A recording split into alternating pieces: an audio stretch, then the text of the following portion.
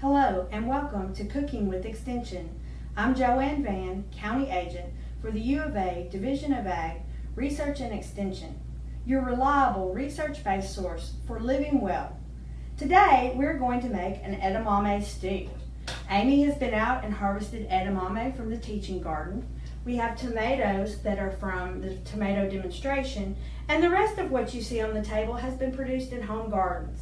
That's why I love this recipe. You can take all the summer garden goodness and combine it into a delicious stew that we're going to serve over brown rice, and we're going to do a side dish that has blueberries and strawberries, which are also grown in Arkansas.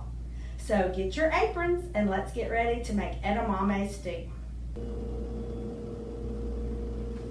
When cooking with fresh edamame, the first step is to cook it. While many vegetables can be eaten fresh and raw, edamame should be cooked at least 5 minutes before removing the pods and getting to the edible seeds. If you prefer to put up your edamame for later use, you can parboil for 1 minute, remove, cool immediately, and then place in the freezer for later use.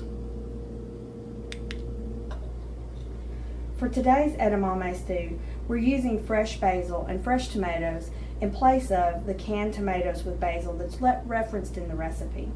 Fresh herbs add a great amount of flavor, and they also help you reduce the amount of salt. So it's a great way if you're on a low sodium diet to cut back on the salt and still have a lot of great flavor.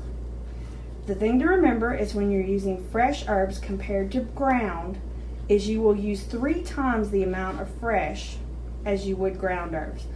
So for example, if a recipe calls for 1 teaspoon of ground basil, you're going to use 3 teaspoons, and vice versa.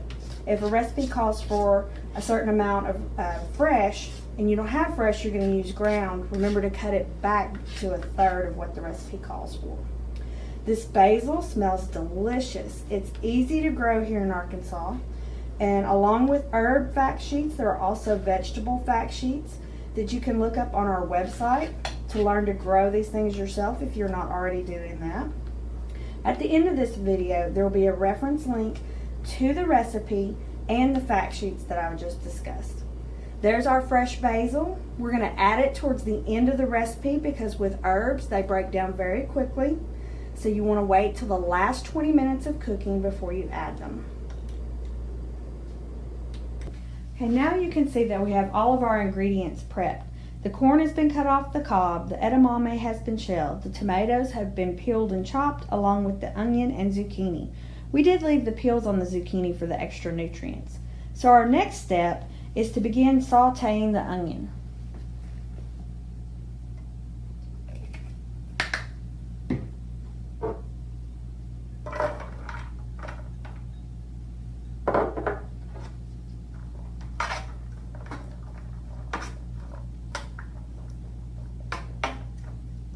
This process will take about 5 minutes. You want it to have the onions be a little bit translucent,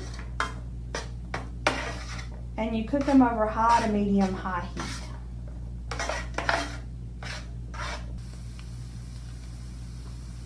Our next step is to stir in the seasonings: cayenne pepper, allspice,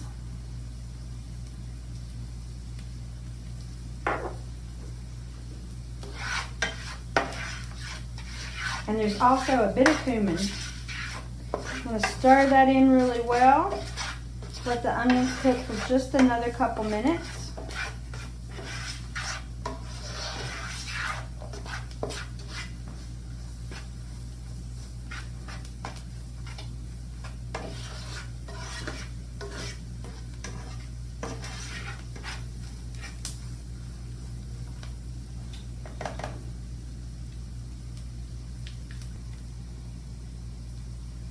Our next step is to add in the garlic.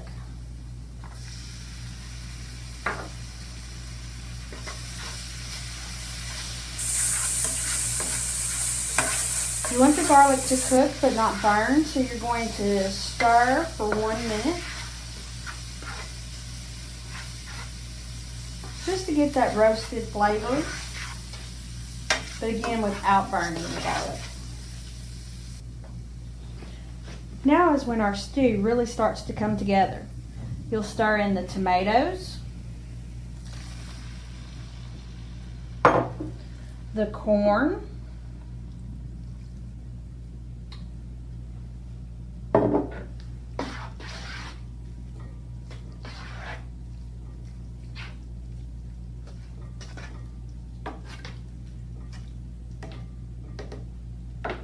next is the edamame.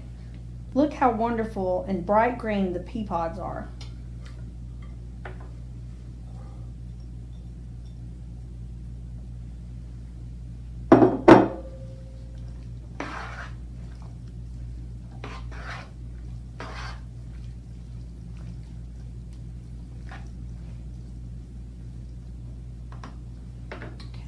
And then also add the zucchini.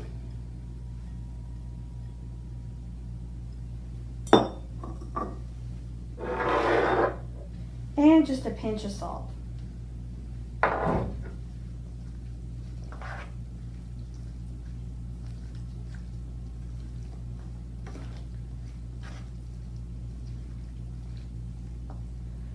Once you have that step done, you'll cover and simmer for 15 minutes until the zucchini gets tender. It's a rainbow of vegetables, and those different color vegetables have different nutrients. So having all these different colors, the reds, the greens, the yellows, is a very healthy option for us. Our final step for our edamame stew is to stir in the last few ingredients. Our zucchini has begun to get tender, and now we're going to stir in the lemon juice, the oregano, and our wonderful fresh basil.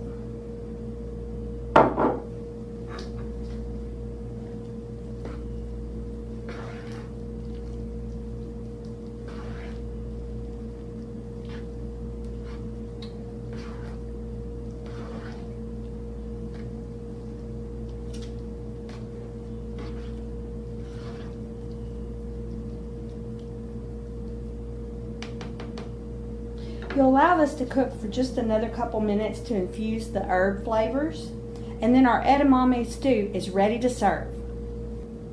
Here you have our finished edamame stew. It's over brown rice, served with a side of yogurt, strawberries, blueberries, topped with a few walnuts. This makes it a complete My Plate meal. Eating from all the food groups is important for overall health.